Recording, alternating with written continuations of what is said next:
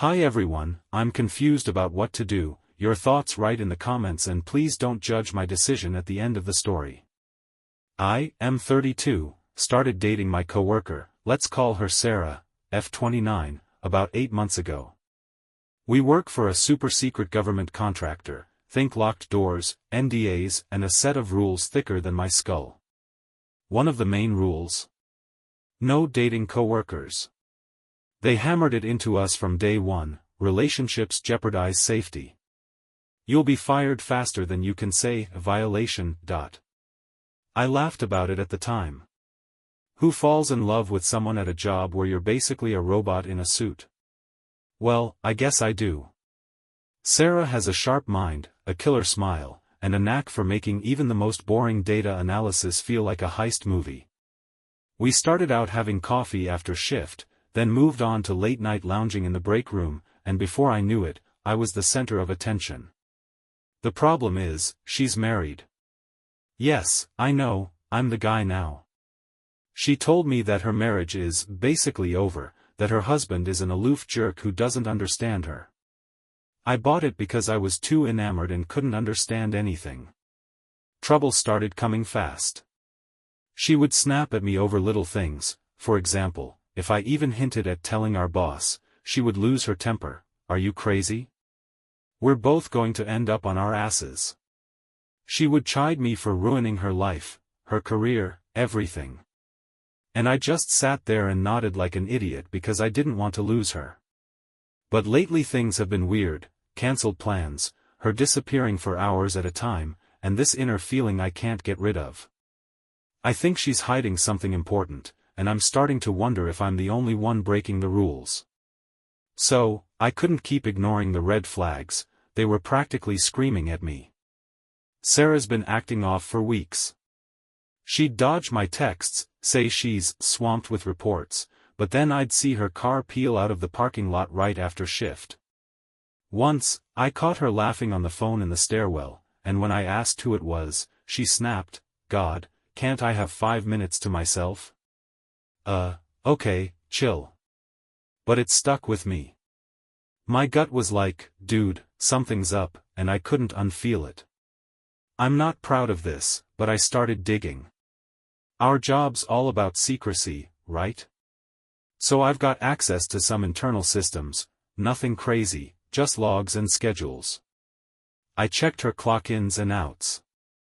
Turns out, she's been working late a lot, but her badge hasn't swiped the exit after 6 p.m. in forever.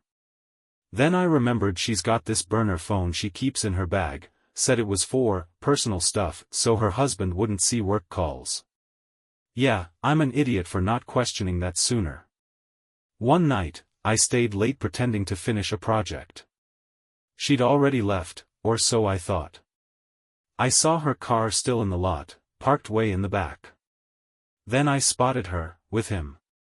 Some guy from IT, all smirky and handsy, leaning against her driver's side door. My heart dropped into my shoes. I didn't confront her then, I just slunk back inside, feeling like a total moron. She's married, dating me, and now this?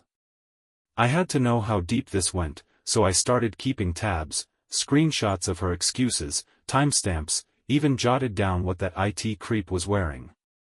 I was turning into a paranoid spy, but I couldn't stop.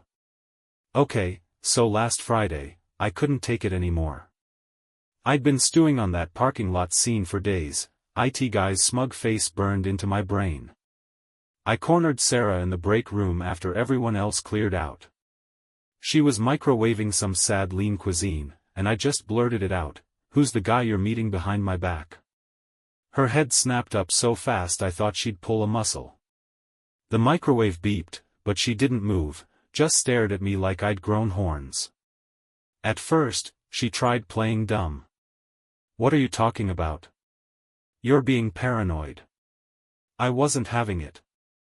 I pulled out my phone, showed her the time-stamped photo I'd snapped of her car next to IT dude's beat-up Honda. Her face went white, then red, and then she exploded. "You're spying on me? What's wrong with you? Like I'm the bad guy here."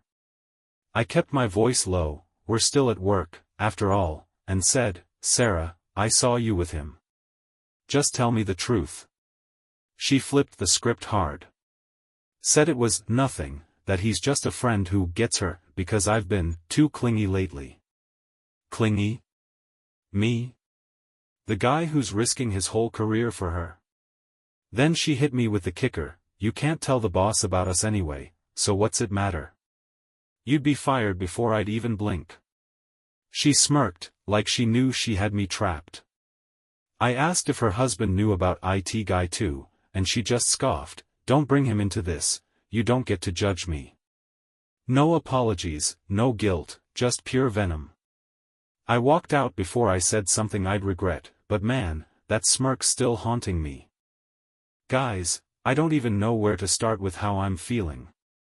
After that break room blowout, I went home and just sat there, staring at my stupid IKEA lamp like it had answers. First, I was pissed, like, volcanic, punch-a-wall pissed. How dare she turn it around on me? I'm the one sneaking around for her, lying to my own boss, and she's out there cozying up with IT creep like I'm some disposable sidekick. I kept replaying her smirk, her "you can't tell the boss" jab. It felt like a knife twisting in my gut. Then the shock hit. I mean, I knew she was married, but I thought we were the real deal, you know? Like, I was the exception, the one she'd risk it all for. Finding out I'm just one of her toys.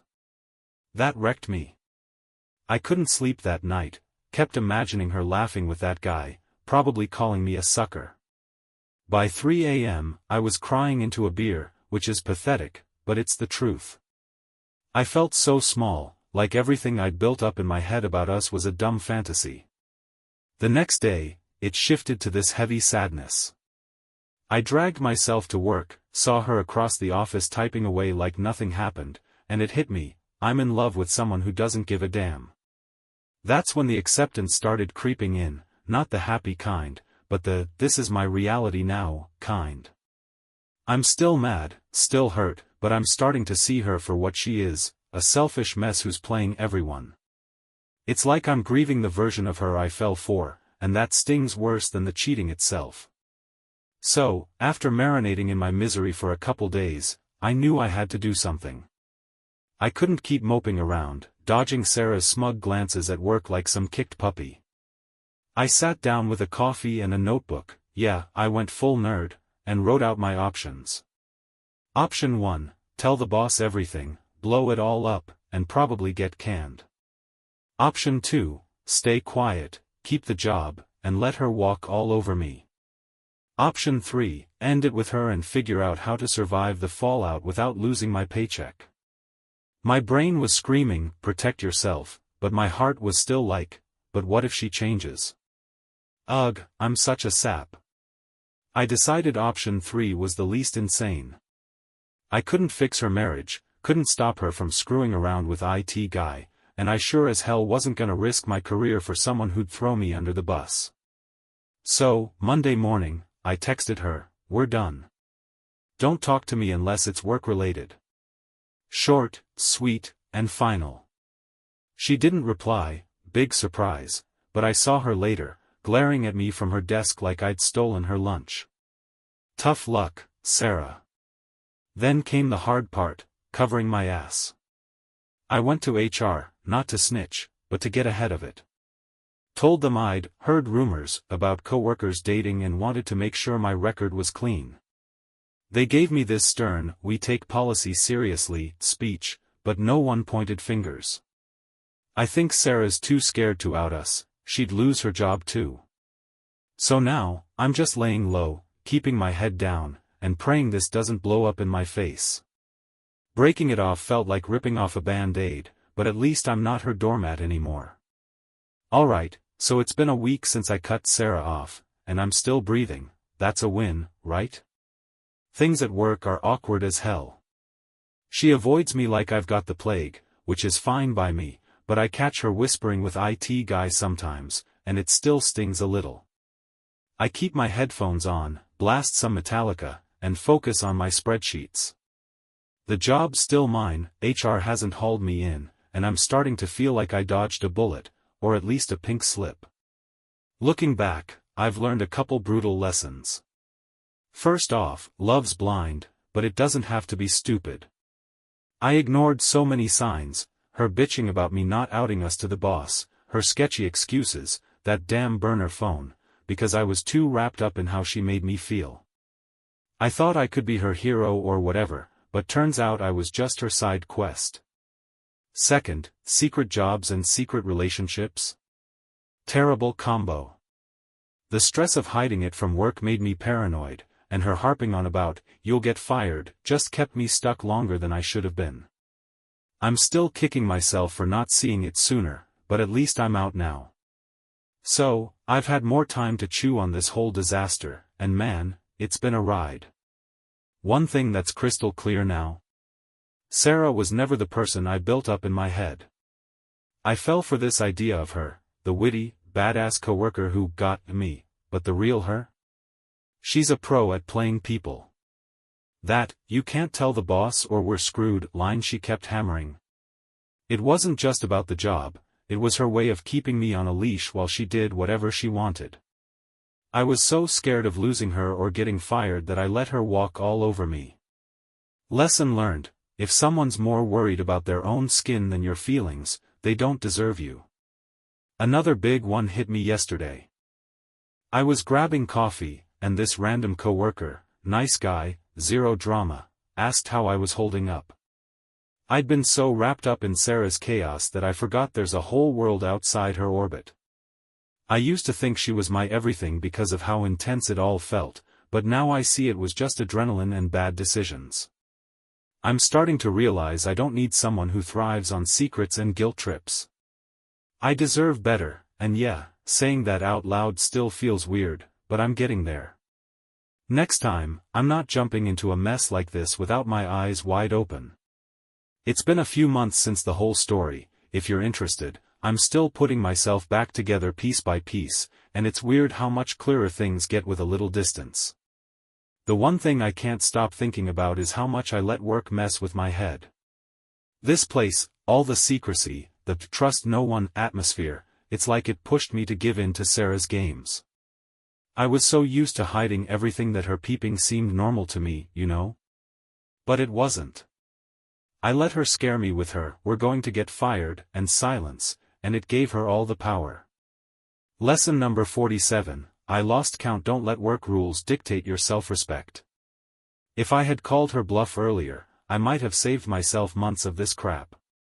Also, I was talking to a buddy outside of work, a totally normal person, no backlash, and he pointed out something I hadn't noticed: I was addicted to drama. The dragging around, the late-night what-ifs, it was like a drug. Sarah fed off it, too, always pulling in just enough to keep me hooked. Realizing that was a hard blow, but it was also liberating. I don't want to be that guy anymore, stalking someone who takes pleasure in teasing me.